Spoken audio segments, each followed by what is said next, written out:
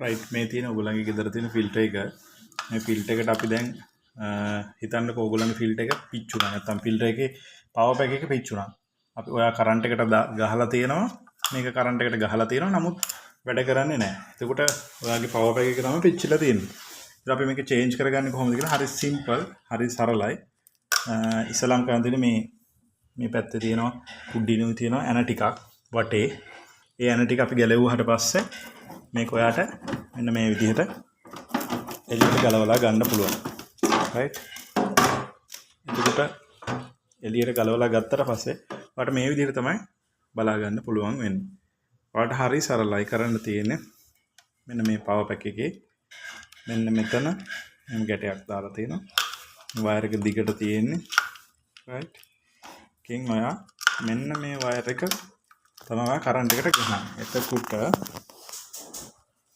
යාට මතක ඇති අපි කලින් වීඩියෝ එකේ අපි හදාගන්න විදිහ මේ කියලා දුන්නා. එතකොට දැන් මේ විදිහට වයර් එකක් අමුණලා තියෙනවා. ඔයාලට සිම්පල් කරන්න තියෙන්නේ මේ පවර් පැක් එක මේ කුඩින් මෙහෙම තියාගන්න. right. තියෙන එක අයින් කරේ නැතත් කමන්නේ. හරි. අයින් කරා. ඊට පස්සේ තියාගත්තා. මේ වයර් එක ඔයා මෙන්න මේ විදිහට කරන්ට් එකට ගන්න පුළුවන් විදිහට මෙතනින් එළියට තියාගන්න. මේන දිග වයර් එක ඔයා ගෙනියලා දෙන්න ඕනේ.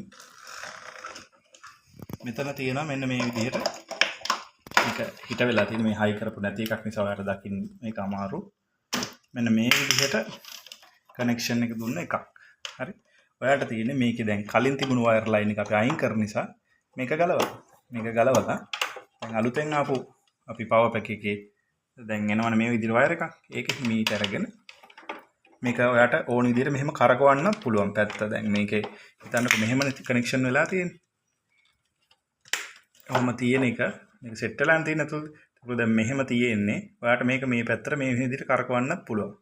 කරකවලා ඔයාට වයර් එක දිගමදි නම් එහෙම කරන්නත් පුළුවන්. නැත්නම් තියෙන විදිහට මෙහෙම කරන්නත් පුළුවන්. ඒකට ඔයා ගත්ත වයර් එක මොකුත් නැහැ. හරි සිම්පල්. මේකේ දන රින කතාවක් නැහැ. උඩ එකට එකක් දෙන්න. යට දෙකක් තියෙනවා. ඒකෙන් එකක් දෙන්න.